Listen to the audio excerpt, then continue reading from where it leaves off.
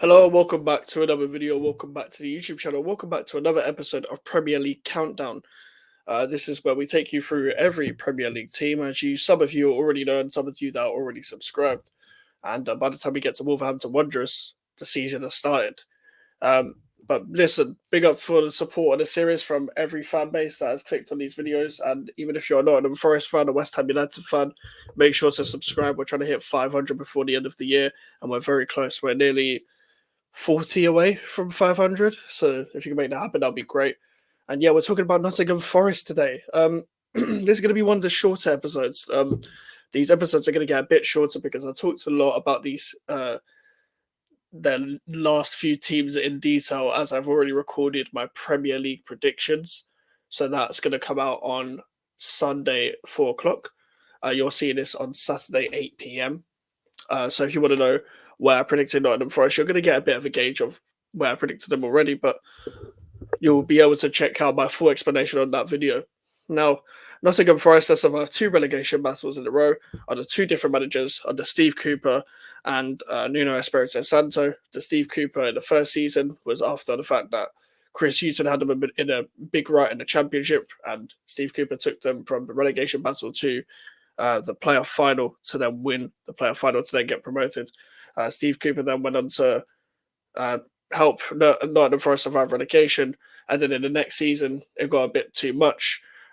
Steve Cooper was changing his tactics and maybe a bit too much, even going even more cautious than he would usually. And to be fair, he wasn't really known for his cautious style of football. He was known for playing a bit expansive. And then as the seasons went on, he got very, very, very cautious because of that.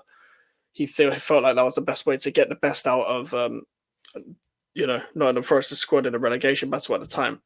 Nuno Espirito Santo then took over, and despite the relegation threats and 4 point deductions, they are still in the Premier League. They are still in the Premier League, and neither of the two teams that got a point deduction got relegated in the end. And Nottingham Forest have elements of their squad that I really like. I like a lot of individuals, but I want to see if this season is a team full of individuals or a cohesive unit. Um, I think their wingers, Anthony Elanga, Callum Hudson-Odoi, play a lot in moments. And what I mean, these are moments players, as in, I actually really liked Hudson-Odoi at one point. Like, I really liked him. I thought he was kind of a bit overhated. I don't think he's necessarily good enough to be a top six player, but um, I thought maybe the pieces to his career weren't falling right to him. However, you're kind of seeing that he has a moment in him that he can really turn a game on, and really take a game by the scruff of the neck. Sometimes as an inside forward, and he can have a strike in him where he can cut into the top bins, or he can have a moment in him where he may, have a really bad 1v1 situation where he's not getting past the defender battle. Anthony Elanga can goes around the outside really well, getting the ball in and stuff, but his decision making can either be 10 out of 10 or 0 out of 10, if I'm being very honest. And obviously, Wolves have got good striker options. I've talked about Chris Wood very vaguely in my Premier League predictions video. Sometimes he can be figured out and miss a few chances, but he is a Premier League experienced striker and he can still be used as effective. Whereas Awoyeni, when Nottingham Forest are at their best, will give you the most dynamism that you can possibly get out of him. Morgan Gibbs-White is a great player. Will probably get a big move maybe next year, I'd say. No offense to Nottingham Forest fans. I'm not saying West Ham is the move or whatever. I'm not trying to be arrogant because I don't think he will move to us. He'll move to a club that's probably bigger than us. If he has another impressive season, I think he's the driving force and the proper connector between the midfield and attack and creating chances. That is his job as a number 10, but he's really that driving force. And I think Nottingham Forest have the ability to take it to people, and can have the ability to take it to people in terms of the way they approach games sometimes. But I think they're probably the best suited to hitting teams on the counter with the players they have as well. Obviously, I really like Ola Aina at left back as well. And the thing is, I like a lot of these players, but I just think maybe next season will be a bit too much for them. And I think players like Murillo, players like Aina, they've signed like about four goalkeepers, etc. as well. I don't. I actually think that Nottingham Forest could be in trouble for the quality of their squad. I'm not sure that all of those players are going to click at the same time. I think they've got a lot of players that are like on their day type players. Like I want to see Sangare, the true Ibrahim Sangare this season. The guy that was very highly rated at PSV. The guy I actually watched a couple of times at PSV. I wanted him at West Ham. That player. Um, and I think Danilo is a good player. I want to see more from him though. I want to see him, get better. I think Dominguez is a good signing as well. The problem I have, I want to see if a Nottingham Forest fan can educate me on two things. Are you happy or unhappy that Steve Cooper has gone to Leicester City? And second of all, why is your owner still spending money, this amount of money, or trying to spend money on more players as you're being watched over by the Premier League in terms of financial troubles? Is there loopholes that you guys have done? Does your owner know what they're doing? To know what he's doing, and us as neutrals, we just don't get it. Like, please let me know in the comments as you're watching this. Um, I think despite the fact that Babadeli's a good defender, Murilla's a good defender, I'm not sure they've got the centre back pairing that's good enough to really stay up.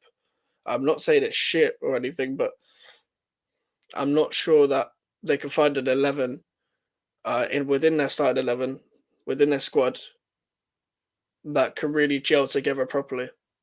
But that's just me being honest. I think your manager's a good manager to an extent, but I do think at times he will be found out as a bit more one-dimensional. For some reason, I saw rumours about him leaving Nottingham Forest in the summer, but obviously that hasn't happened. I don't know what Nottingham Forest in pre-season has been like, so I could be completely wrong about Nottingham Forest, but I had to predict someone to go down. Um, and I've gone for a couple of shocks as well. I don't want Nottingham Forest to go down. I quite like Nottingham Forest as a traditional club. I wanted them to get promoted, but I just feel like maybe this will be a season too much. And it's also the headache of going through a relegation battle season in, season out as a newly promoted team. It can really take a toll on some teams as well. And I just think that might be it for Nottingham Forest. And I don't get me wrong, I think the same about Leicester City. I think Leicester are just going to go straight back down, so you can join your East Midland neighbours. But I don't. Honestly, the Nottingham Forest prediction of them getting relegated is a bit of a throw in the dark. However, the phrase is really said. I do like a lot of their individual players, especially Awoyoni, especially Gibbs White, especially Ola Aina, and Danilo and Dominguez. I'd say are my favourites. We'll see Murillo can up the season he had last season. He still has moments in him where I think he's a bit rash and he shows his inexperience. So we will see. But yeah, that like overall, I do think Nottingham Forest will struggle overall this season. I do, and listen, it's just my opinion. Let me know what you guys think in the comments below. I'm sorry that I couldn't give you much of an in-depth analysis, as I could the other teams as well, but it's very hard to look at every other team and give you an in-depth analysis of everyone. However, if Nottingham Forest do prove me wrong, like fair enough, fair enough. I don't remember off the top of my head the other wingers that could come in. Let's say Lalanga and Hudson-Odoi get injured. I don't know who the wingers are that could come in for when they drop off or for when if they get injured, etc. But I don't remember everyone's squad off by heart. Now I do watch every team in the Premier League, and I try to watch every live game as much as possible when I am free. And I'll be keeping an eye on everyone, and I'll be rooting for Nottingham Forest to stay up. I do think you'll be in a relegation battle realistically, due to the fact that there's other teams in the Premier League that I think have gone up in quality in that part of the table. But I also think there's going to be a couple promoted teams are going to be heavily motivated by the fact that they're going to be seen as underdogs as well, which is what you were seen as when you first got promoted. But make sure to like the video, make sure to subscribe if you're new. Social medias are in the description if you want to follow me, and the email for the inquiries. I'll see you guys